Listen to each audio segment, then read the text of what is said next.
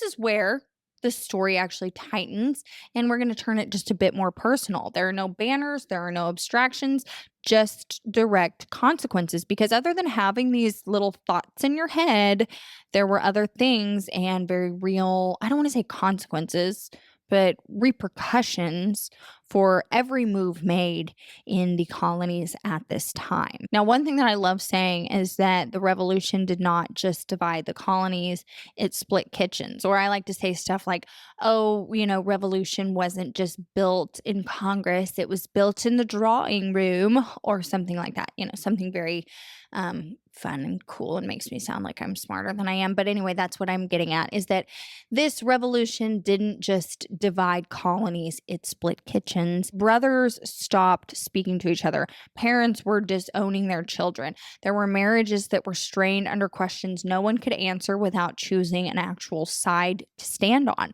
So loyalty, it was becoming this thing that was no longer theoretical. It was interrogated at the dinner table. People were getting into fights in the town square. A son who would join the militia, a father refused to announce the crown, a wife tried to keep peace and she failed miserably. I mean, families were splitting up. This was breaking people apart. Social groups, of course, but the family unit itself, because, you got that rebellious teenager that's like, I want to stay loyal to the crown. And dad's like, we're patriots. Now they don't speak, that sucks. That's very real. These are real people, like real human beings that had to live through this. And if you didn't happen to think like the people around you that you love, it could rip you apart. That's very sad. I don't want that to be a reality today. Please don't let that be a reality today.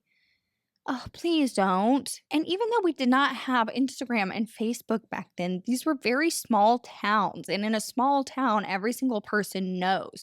Neutrality was read as deception, or you were just deemed somebody who agreed with the other side and you just didn't want to fight about it. Silence was very suspicious, you guys. It was not cool. Loyalists were finding themselves uninvited. They were whispered about. They were excluded from even church and marketplaces.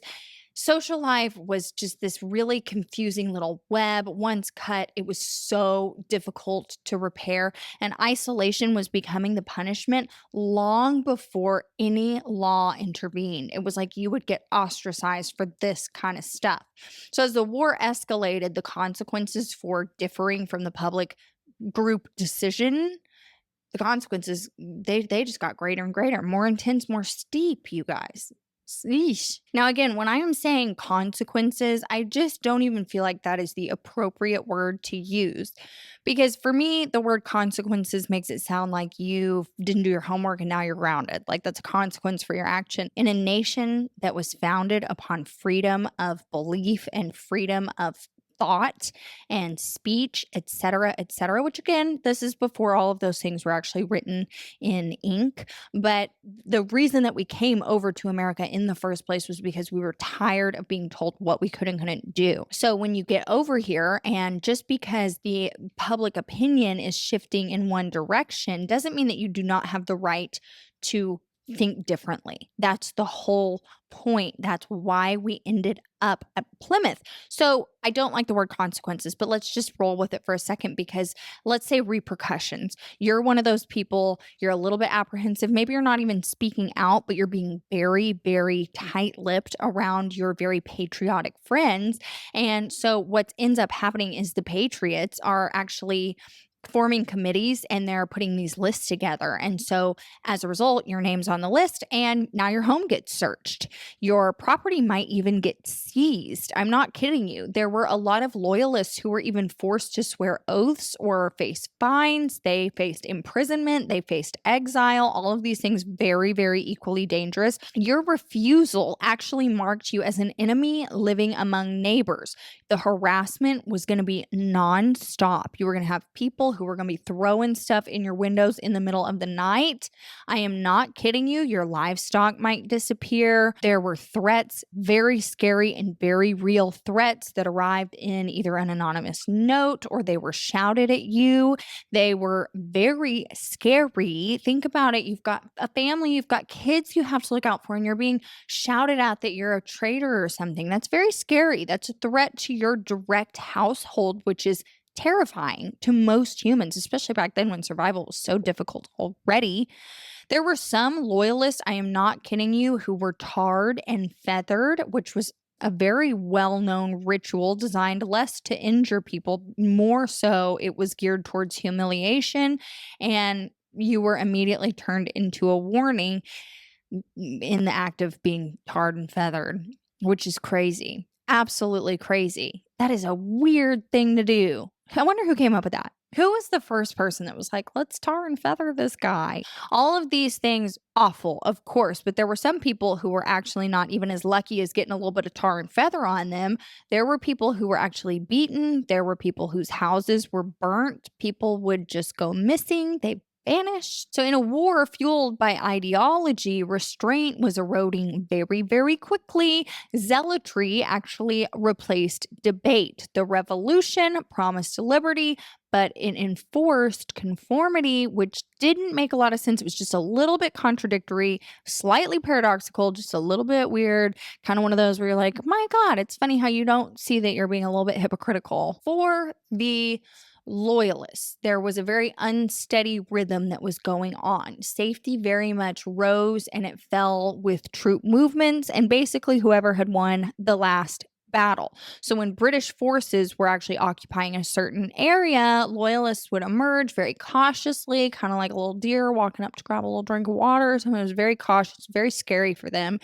Businesses of these loyalist men or women, men, because it was 1776. I'm not the one that did that. I'm just pointing out that it was probably businesses of the men.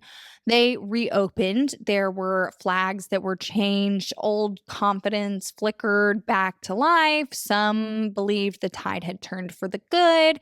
Then the army would move out of that area. The British army, the British military. The British military would exit that area for whatever reason. And it was like, everything went away. The Patriot forces would return, retribution followed, past loyalties were very much remembered, lists were resurfacing, and protection was gone, vanished overnight. You were back in the thick of it. So every shift in control forced a recalculation and kind of a recalibrating of who was doing what in that area at that time. Now, at this point, do you stay? Do you flee? Do you hide? Do you declare? Trust? Survive? I mean, what are you going to do? I mean, this is some real stuff. You're kind of playing with your life. And if you're a family fella or a, loving wife and mother, you have other little ones to think about. Every single thing that you do is like, do I abandon my own belief system for the safety and protection of my kids? Or do I stand up for what I believe in and put my whole family in jeopardy? Think about the reality of that for just a second. That's not an easy question to answer. It's really not. I think it's easy to stand up for your beliefs when it's just you against the world. When you have people that you truly love, especially your children, you have to think these things through. You really do. And what's the example that I want to set for my kids? If I conform just because I want to keep them safe, am I also setting an example that beliefs don't mean anything? I mean, these are things that people are having to think through and reason through in their own minds. These are not easy questions, you guys. This is not something that you can just decide on a whim. This is very real. Now, there were some people who were kind of chasing safety. In a sense, these loyalists, they were moving around quite a bit. They were chasing the temporary security across these shifting lines. Others just stayed put. They endured quietly. They were kind of hoping that the storm would just pass. And honestly, it didn't matter what you chose to do regarding those two options, which was like, chase your own protection or stay put and hope that it all just gets straightened out. It didn't matter. There were a lot of people who just guessed wrong. They did the wrong thing, ended up wrong place, wrong time, wrong belief system. You're out of here, buddy. And not in a fun way. Like, you're out of here, buddy. You're in some trouble. Now, the hardest part of all of this by far was uncertainty. There was no clear timeline. You never knew when this was going to end. There was no promise of amnesty. There was no assurance that loyalty would be rewarded or forgiven if the British did succeed. Loyalist lives were suspended between outcomes that they had very, very little, if any, control over. These were not the types of people who were out there actually fighting on the battlefield. They were not soldiers, they were everyday men loyal to the crown. These little civilians, they were stuck inside history's little tug of war, this little argument that was going back and forth, and they're just kind of going with whatever is happening at the time. Terrifying. Again, if you got kids, that just opens up a whole other world of being scared, I would think.